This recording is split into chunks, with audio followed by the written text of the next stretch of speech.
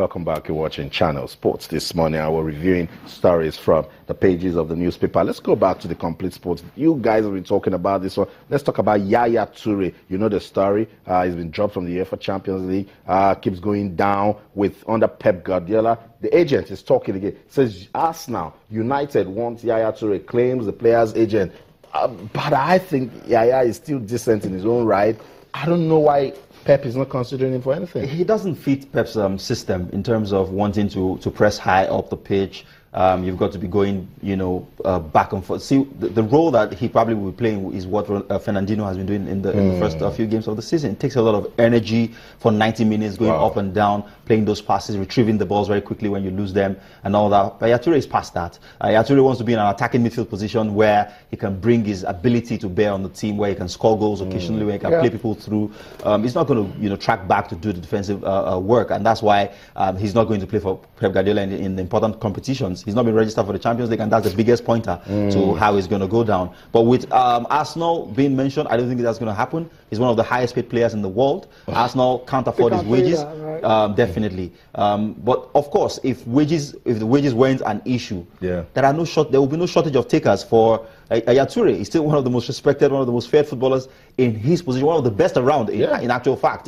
So that it doesn't fit into Pep Guardiola's plan doesn't make him any less valuable to teams in Europe. Only that, you've got to be breaking the banks to afford a man on such huge wages, except he's willing to take a significant pay cut, which most African players are not known to be willing to do.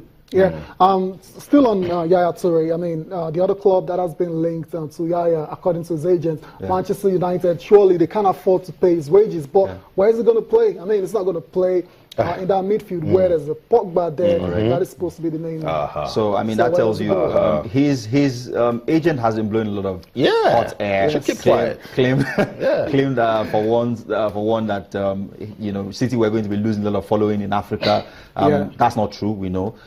These things happen in football, some of the best players just don't fit into some of the systems of their managers, and they move on. It happened once in Barcelona when he was shipped out. Exactly. So it's not. What surprises me is that Pep Guardiola was announced, I think, in February, way before the season ended. Between then and the close of the transfer window, Yaya Toure and his manager should have planned an exit. That's right. And not, wait till this point where we know he's going to be spending at least between now and January sitting on the bench for the most part at Manchester City. That is sad, because you need to be playing week in, week out to keep the form, to keep the fitness. Especially at his age now. He's getting on the beats now, and he hasn't featured in any of the Premier League squads for Guardiola this season. I mean, is it safe to say his Manchester City career is over? Is as good as over.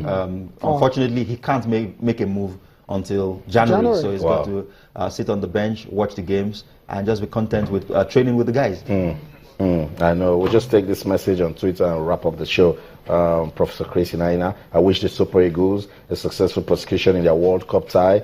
They need to believe in themselves against Zambia. Moses Samuel, thank you very much for talking to us. It's hard for you to run a business for 21 years and yet experience huge success as Channels TV did. I'm happy for Channels TV. Happy for you too. Thank you so much. Akintunde Bada, thanks for coming on the program. Always a pleasure, Austin. Thanks for having me. That's right. Gotta go. Thank you all for watching. Enjoy the rest of your day. I'm Tahir Salam. Okay, remember, you can keep talking to us. Twitter channels _sports, Facebook channels Life in Sports. I'm Austin Okonakpan in everything you do. Remember, keep talking sports. Bye for now.